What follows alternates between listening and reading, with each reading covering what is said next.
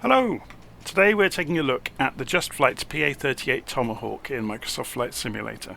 It's just been released today, and I've just bought a copy of it, so we're going to go and have a look around it and take it for a fly. So, you will have seen videos of this already on the internet, because some of the more well-known YouTubers have been given advanced access to it during development, obviously, and they've been releasing content very quickly for it. I've joined the rest of you and I've gone and bought a copy of it for myself, and I am massively impressed with it. I've known this has been in development for a very long time, and I was wondering when it was going to come out, and here it is. So in common with many of the JustFlight aircraft, the modelling level on display here is absolutely brilliant. So the closer you get to it, the more you wonder, could they have missed anything? Have they missed anything? And it really doesn't look like it. It's just wonderfully modelled. The closer you get, as I said, the better it gets. It's just ridiculous, really. So if we go and have a look around and have a look at the nose boss and even looking in through towards the engine. The engine's in there, it's been modelled.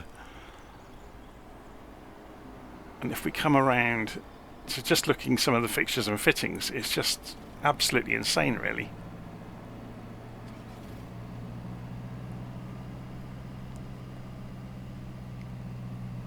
I mean, yeah, just look at the detail. The screws, the lights, the glass on the lights, it's just crazy. Okay, so let's go and jump through the door. I've left the doors open on purpose so we could fly in with the drone camera. Go and have a look. You will see the cockpit becomes more realistic when you go inside. Obviously, there's a different model there. And you can see that the modelling of the cockpit just looks photorealistic. It's absolutely insane. The material modelling on display here is something else. So yeah, the closer, like I said, the closer you look, the more impressive it becomes. It's just very, very good, and no matter where you look, it's the same. So if we drop into the back of the cockpit, or back of the cabin, I should say. So you've got baggage in the back here. Okay, enough looking around the aeroplane. You probably want to see it fly, don't you? Instead of me repeating over and over how great it is. So I'm going to go back to the normal view in the cockpit, and first things first, we'll go and close those doors. So we'll pull the door to, and we'll close the handle, and we'll pull this door to, and we'll close the handle. You'll notice how good the sounds are as well, and we can pull the handle there to lock the doors in place. Okay, so what do we do to get one of these aircraft up and running? Before we do that, it's probably worth having a look around the options within the aircraft. So you've got the option of an auto fuel selector in the tablet over here. The tablet can be switched on and off, by the way. So you've got, some ready states, so you can shortcut getting the aircraft ready to fly. You've also got simulation of wear and tear if you want to use it, and state saving of the aircraft.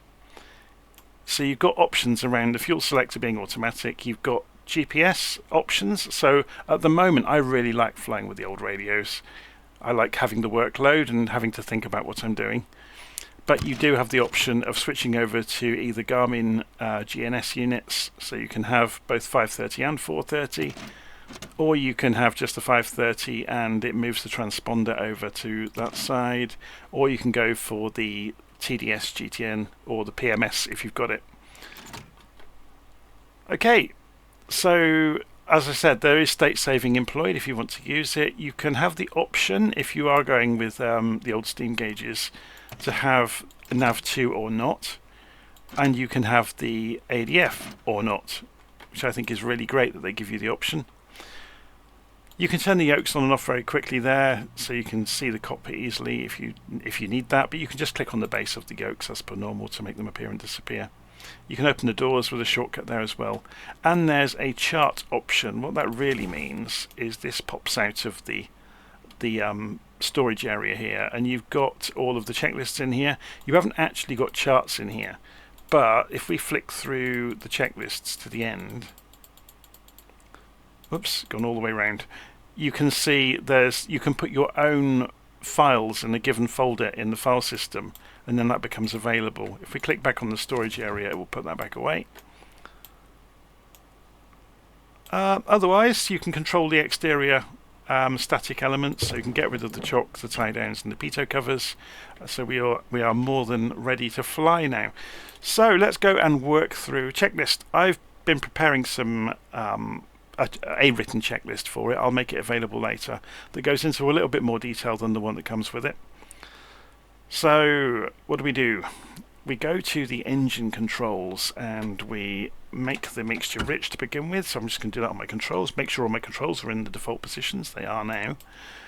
We go and select a fuel selector, and then we can prime the engine. So I'm going to do it 3 times. Everything has nice sounds. It's quite unusual for the simulator, really, that everything's been done to such a level. And then we're going to go and turn the battery on. So I'm just going to pop the yoke off while we do that.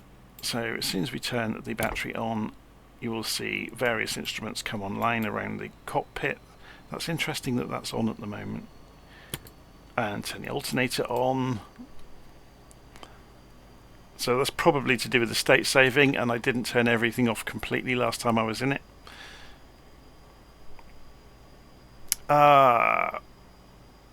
Okay, so we're going to turn the fuel pump on. So you can hear that gently ticking away. We'll put the anti-collision lights on because we're getting ready to start the engines. We're going to crack the throttle 1/4 of an inch open, and we're going to turn the magnetos to start. And we're going to adjust the throttle to achieve 1000 RPM. So we'll do this from the pilot's perspective. It's more natural, isn't it? Okay, so we'll leave that ticking over.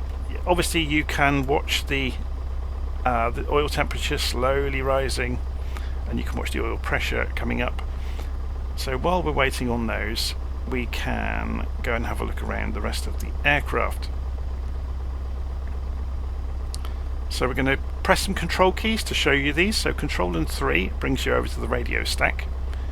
So we need to do the Garmin 340 up here. So this is the audio panel. So we just roll the inner knob and that turns the volume up. And we could put on the nav audio if we wanted to. So then you'd hear the Morse codes if we tune in a nav station. And then we can just do the same all the way down. So the next one is the com and nav radio. The next one down is just a VHF com radio, and then as we said, the Garmin is already here and running for the transponder.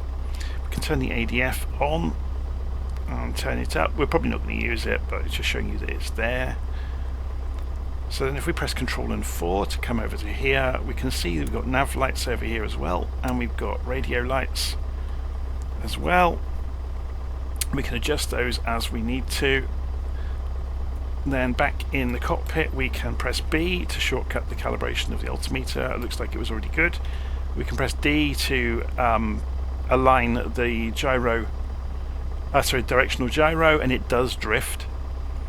And we are essentially ready to taxi at this point. So we're going to taxi out. So I'm going to go and put my head tracking on at this point and just center it up. Come off the parking brake.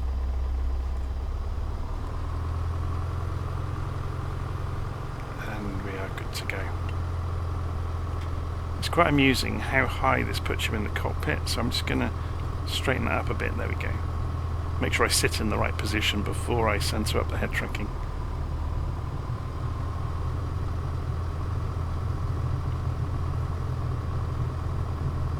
So it taxis really nicely.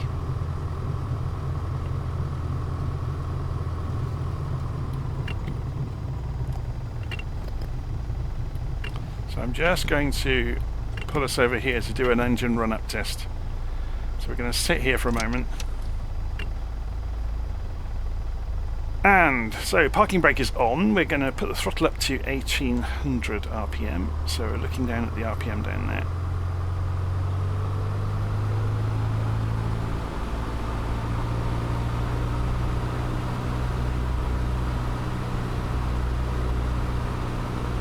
Okay, that's good, and then we're going to do the typical magneto check, and we're looking for the RPM to drop no more than 175. That's looking good. That's just about 100 it dropped. So we can go to the right And we're looking for no more than a 50 variance between the two as well. There's no variance at all. Okay, we can check the vacuum as well. Is showing about 4.9, which is good. Check the oil temperatures and pressures are within limits. They're looking good. Oil temperatures on the high side, but that's because we're sat here on the ground. And we can turn the carb heat on as well and watch the RPM drop. And then turn it back off again. So we're pretty much good to go. Okay, let's put the yoke back on. And release the parking brake. And go and taxi out to the runway.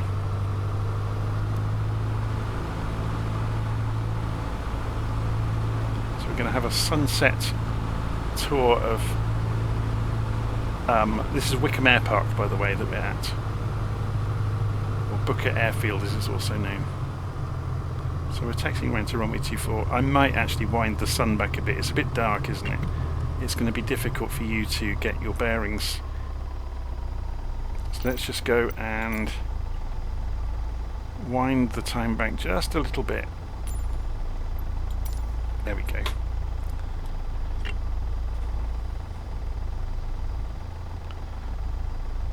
Okay, so what else do we need to do? We'll go and put the pitot heat on there. We'll put the landing lights on. Flaps go to 50%. 21 degrees. Trim, we've checked the trim is set to neutral, so that's down here. There we go. Okay, so we're ready to go. So essentially takeoff in this is fairly straightforward. We go full throttle. We rotate at 53 knots.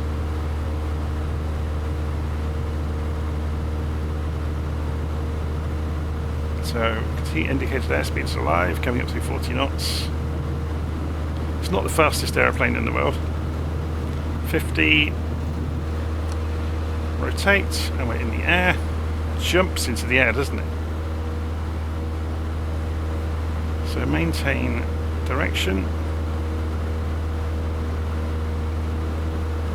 And then as we cross the edge of the airfield here at Wycombe, we need to turn left to 230.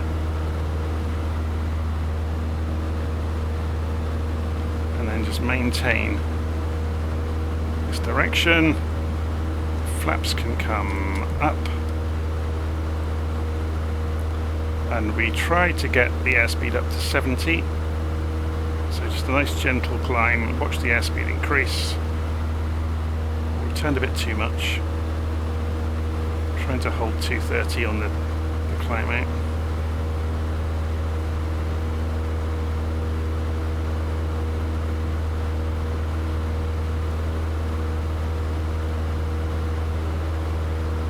Okay, we're climbing out to 1500 feet for the circuit. We're just going to do a quick circuit of Wycombe to try the airplane out. We'll do a touch and go and then we'll go for a fly properly. So there we go, we've got 70 knots, which is the best climb speed apparently. So we're looking now, let's go and get rid of the tablet out of the way. The head tracking is being a so-and-so today for some reason. Should we centre it again? Tell it off. There we go. Oh, it's still jumping around.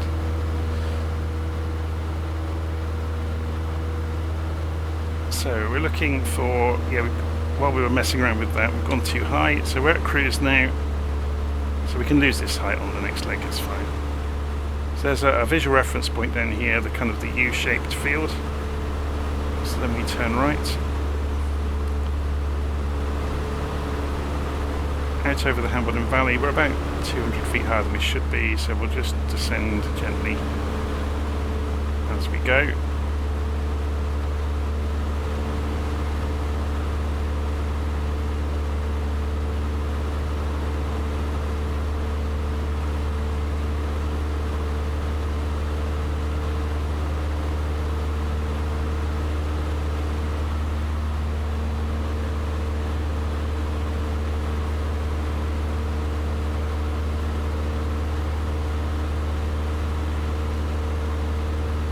Okay, so you've got a couple of visual reference points here.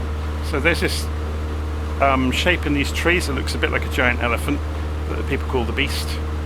You've also got the tower out in the distance. It's a communications tower, and there's a main road that comes past. So we're looking to get this field down here in the quarter window here. So we continue to, we've skewed a little bit. We should be following 330 degrees really. There we go.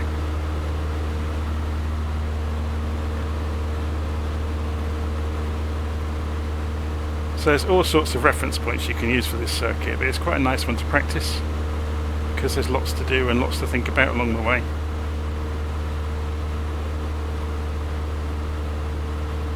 Okay, so we'll start turning to 60 degrees.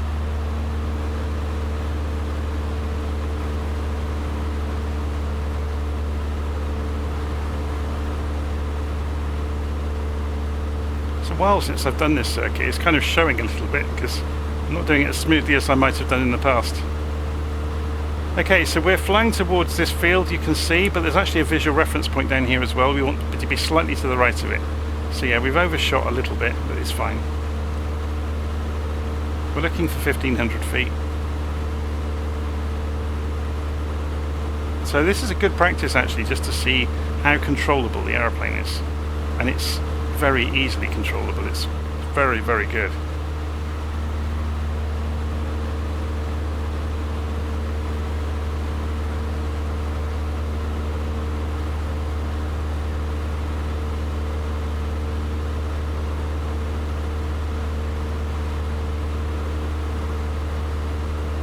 Might be a little bit of wind in play here because we're having to keep 70 to hold the track we would normally get at 60 degrees.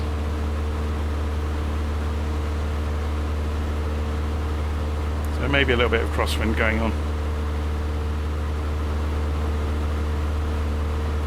So as soon as we get this visual reference point of the house down here with the golden ball on top of it, I'm not sure if you'll be able to see it in the scenery. You might be able to.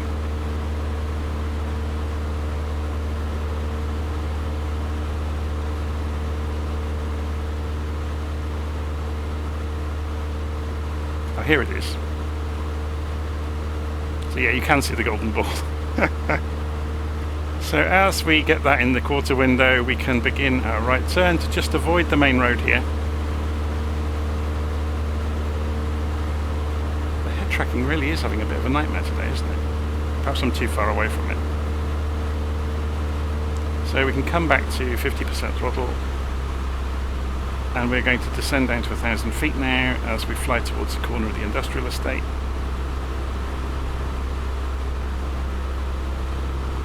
Yeah, the head tracking just didn't like me being so far away from the screen, I don't think. It's a bit happier now. So we're descending as we go.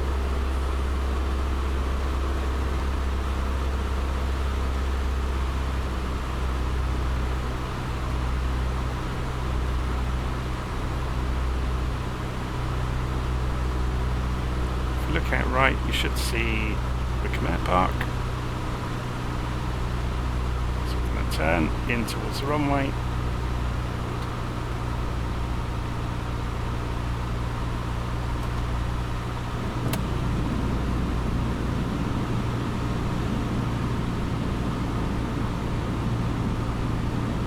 Yeah, there is a bit of gusting wind now and again. We got pushed quite a long way across there. So full flaps.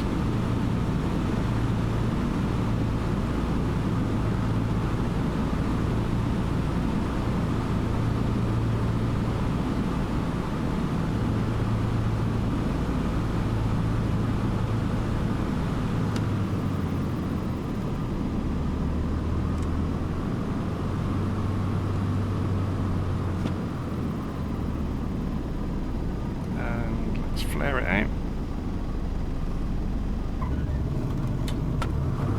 Okay, back to takeoff flaps. Yeah, that head tracking is really throwing us around, isn't it? Take off. Okay, let's go and do some basic testing of the aeroplane then. We've done a fairly standard pattern, fighting with head tracking as we've gone. Let's try cycling it on and off and see what happens. Isn't it odd? Some days it can be brilliant, other days it can really, really fight with you. It's better now, look. How odd.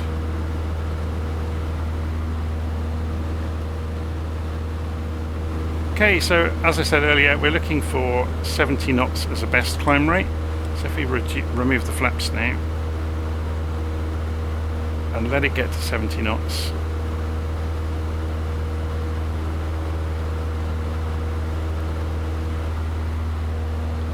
And we'll see how this wonderful little aeroplane behaves. So we're going to go out over the Hambledon Valley and do some tests basically. So we're heading for this valley over here, and then we'll continue heading north basically.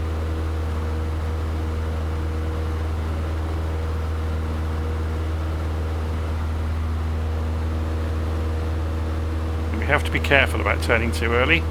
If you fly over any of these small towns full of very wealthy people, they will call the airfield and complain.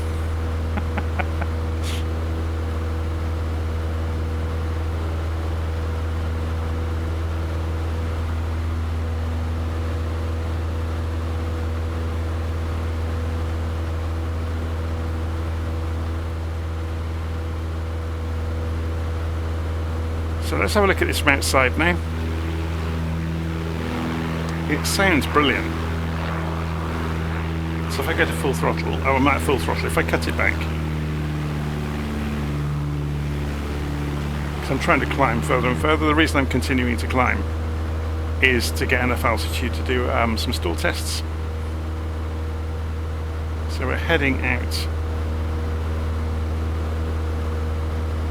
over the valley.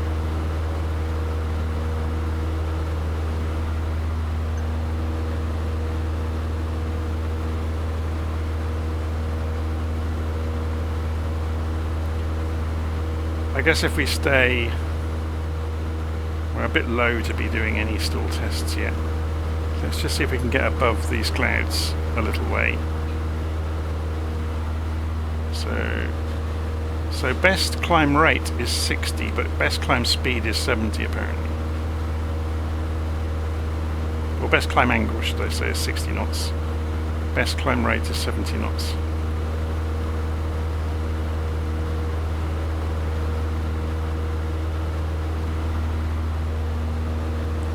Going to make a slight turn here to avoid this cloud.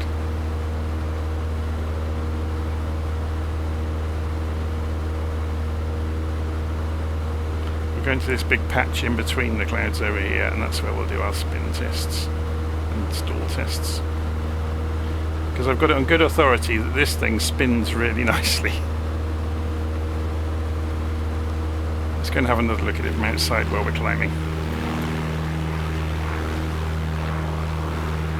It does look amazing, doesn't it? It looks real. No matter what angle you look at it from.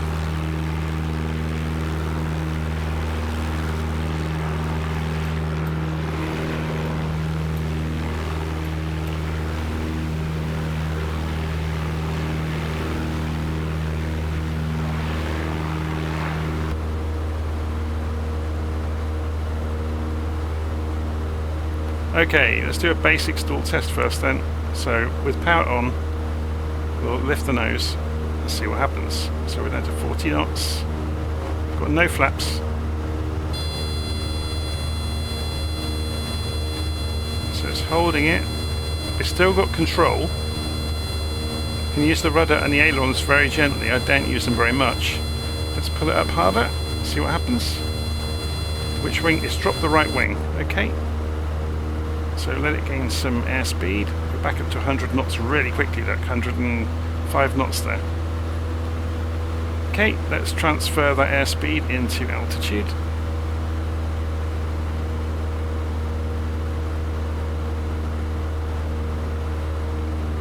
And let's do a spin test. So pull it back, pull it back, pull it back, more backstick, and right rudder. And I've let go. So full power. opposite rudder, and it's coming. Very cool.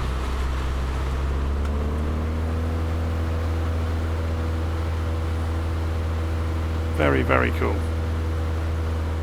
Okay, let's go back towards Wycombe as we do this. Can we spot Wycombe from here? There's Wycombe, there's the town. So the airfield's going to be that direction somewhere. Yeah, I can see it. Okay, so we're going to pull the throttle back. Just hold attitude for vertical speed. So we're flying level.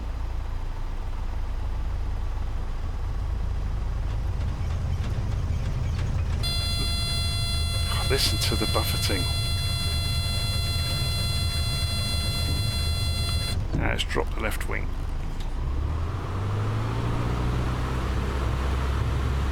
It's very, very good.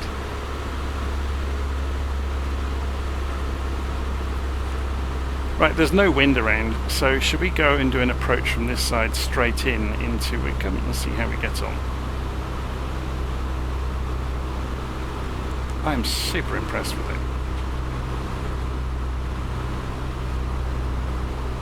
Just out of interest, does it buffet the control surfaces when it gets near stall speed?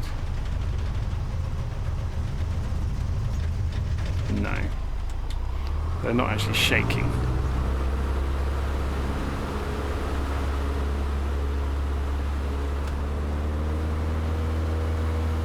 Okay, so you can see the runway over there.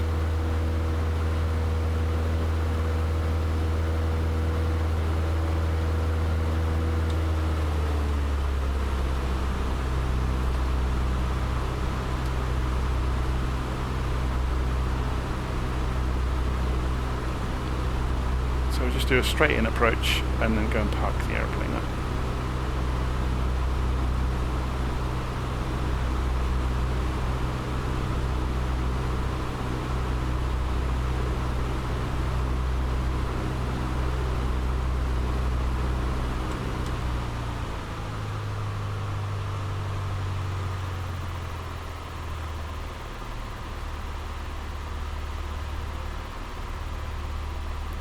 Might be nice to actually try and see if it side slips as well.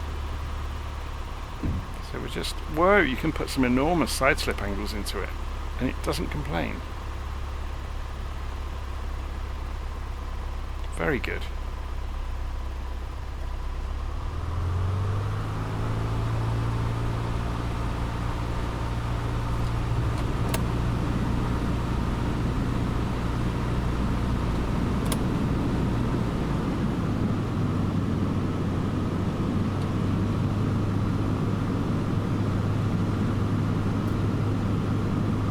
Wind is getting up, but we're quite a lot off axis now.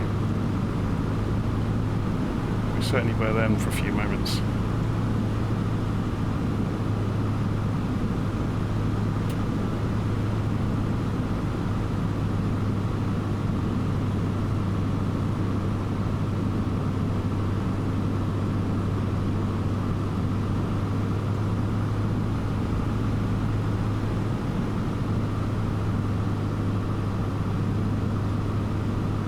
Sun's just catching the blades, isn't it, to obscure our vision.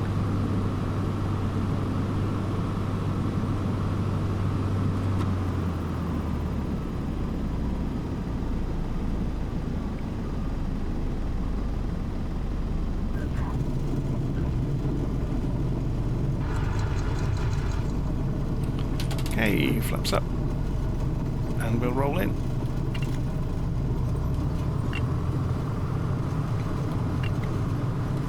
So the landing lights can come off, the pitot heat can come off as well.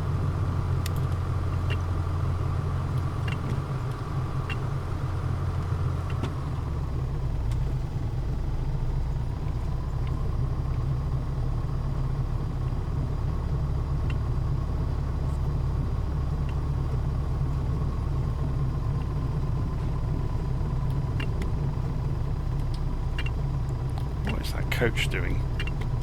Don't you just love the AI ground traffic?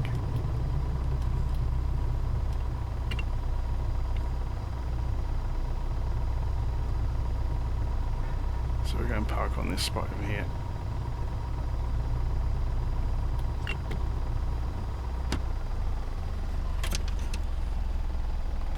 Okay, pull the mixture. That will start the engine, and the prop stops. Oh, we left the fuel pump on throughout the whole flight. Serves me right for not following my own checklist. And we're going to turn the radios off.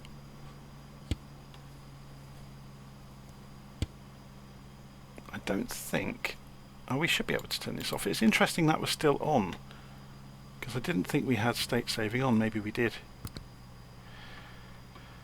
And just having a quick check around, everything else looks fine, so the power can come off. Okay, so there you go.